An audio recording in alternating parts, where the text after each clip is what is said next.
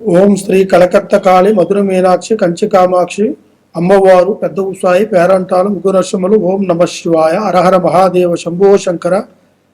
Survey జనా సుగుణో భవంతు.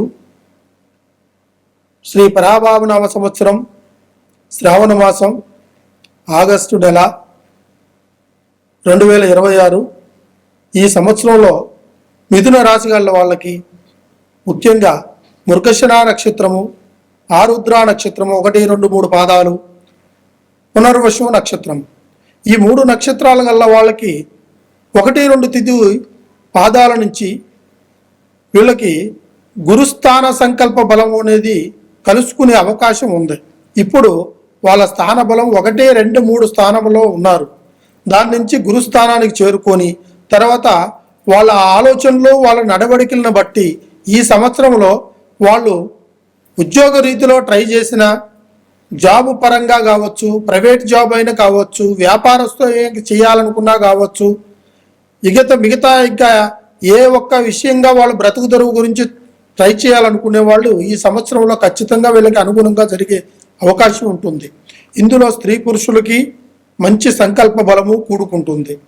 వీళ్ళు దైవభక్తి సంకల్ప బలాన్ని ఈ సంవత్సరంలో వీళ్ళకి వినాయకుడిని పూజించాలి. గణపతి, ఈ గణపతి మహారాజు ఖచ్చితంగా వాళ్ళకి ఎటువంటి కన్ను దృష్టి ఉన్నా, ఎటువంటి సంకల్ప బలం ఉన్నా కూడా వీళ్ళకి అనుగుణంగా ఉండటానికి ఆ భగవంతుడి సహకారము, ఆశీస్సులు ఎల్లప్పుడూ వీళ్ళకి ఉంటాయి. అదేవిధంగా వీళ్ళు ఉదయాన్నే లేచి సూర్య నమస్కారం చేసుకోవాలి. ఆ సూర్య నమస్కారం వల్ల వీళ్ళకి ఆయురారోగ్యము, అష్టైశ్వర్యము, భోగభాగ్యాలు కూడుకొని వీళ్ళ భవిష్యత్తులో ముందు అవకాశాలు వచ్చే అవకాశాలు ఉంటాయి కంపల్సరిగా. అదేవిధంగా ఈ రాశి వాళ్ళలో ఎక్కువగా మనస్తాపితానికి గురై ఉంటారు.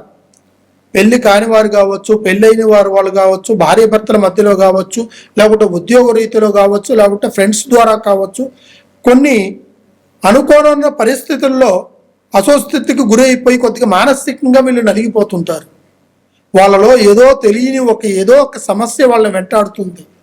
ఇది గ్రహస్థితులా, లేకుంటే వీళ్ళకి టైము బాగలేకనా, లేకుంటే వీళ్ళకి ఏదైనా జరిగిందా అనేది మనం గ్రహించుకోవాలి.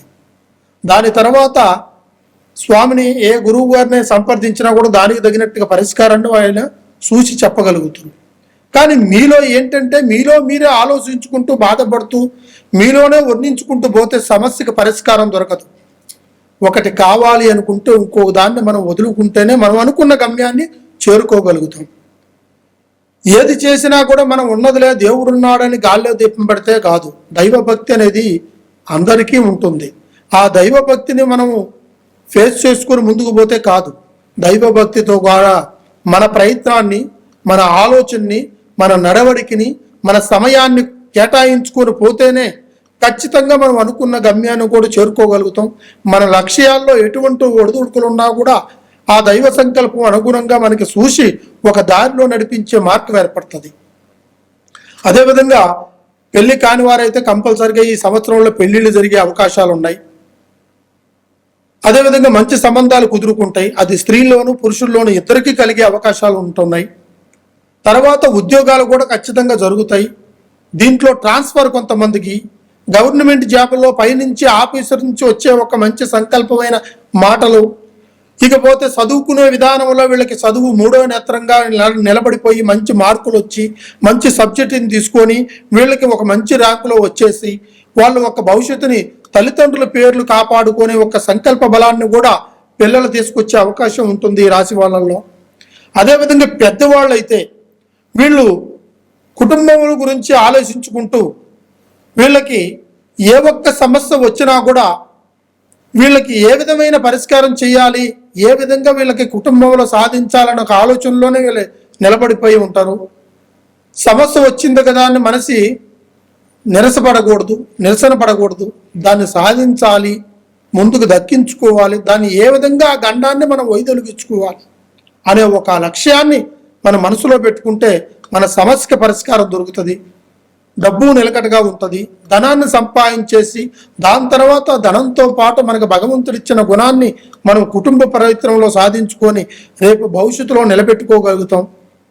అదేవిధంగా ఆరోగ్యాన్ని కాపాడుకోగలుగుతాం.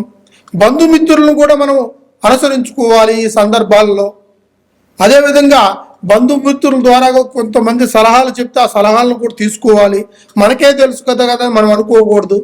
ఎదుటివాడు చెప్పిన మాటను కూడా తీసుకుంటేనే దాంట్లో ఏ సమస్య ఉందో ఆ సమస్యకి ఏమిటని పరిష్కారం అనేది తెలియని వాడు కూడా ఆ సమయాన్ని బట్టి వాడు నోటుకొచ్చే ఆ భగవంతుడు పలికించే పలుకును బట్టి కూడా ఆ సమస్య మీకు పరిష్కారం అయ్యే అవకాశం ఒక్క తుదిలోనే మీకు తప్పిపోయే అవకాశాలు కూడా ఉంటాయి.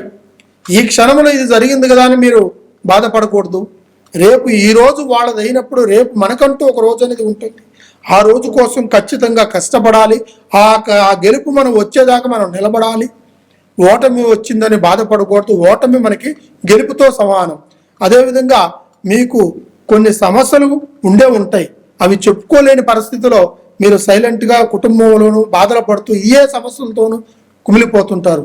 ఈ రాశి వాళ్ళల్లో ఎక్కువగా గ్రహస్థితులు, చెడు గ్రహాలు, చెడు దోషాలు, నవగ్రహాలు ఇలాంటి కొన్ని ఇబ్బందులు కలిగే కొన్ని దోష ఫలితాలు ఉంటాయి.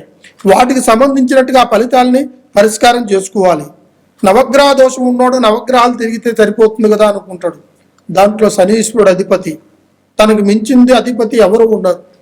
శని పట్టిన వాడికి 7.5 సంవత్సరాల వరకు వదిలిపెట్టదు, 3.5 సంవత్సరాల వరకు వదిలిపెట్టదు.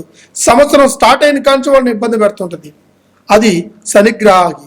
రాహు కేతువులు కళ్యాణ విషయంలో, సంబంధాల విషయంలో ఇబ్బంది పెడుతుంటాయి. ఇకపోతే గురుడు స్థానంలో మనకి అనుకూలంగానే ఉంటాడు. అదేవిధంగా మనం చేసే ఒక పనిలో కూడా కొన్ని గ్రహస్థితులు కూడా మనని అనుసరించుకొని కొన్ని గ్రహాలు ఉంటాయి. ఈ గ్రహాలు కాకుండా కూడా పంచభూతాలు కూడా మనల్ని శాసించే అవకాశాలు ఉంటాయి. అవకాశాన్ని బట్టి ఒక్కసారి మీకు ఎటువంటి సమస్య ఉన్నా ఈ గురువు గారిని సంప్రదించండి. కింద కనబడే కాంటాక్ట్ నెంబర్ని కాంటాక్ట్ చేయండి. కంపల్సరిగా మీకు సరైన పరిష్కారం అందించి రేపు మీకు ఉద్యోగంలో కానీ, పెళ్లిలో కానీ, చేసే ఒక సంకల్ప బలం కానీ, ధన సంకల్పంలో కానీ అన్ని విధాలుగా మీకు మంచి పరిష్కారం అందిస్తా. సర్వే జనా సుఖినో భవంతు. ఓం నమః శివాయ.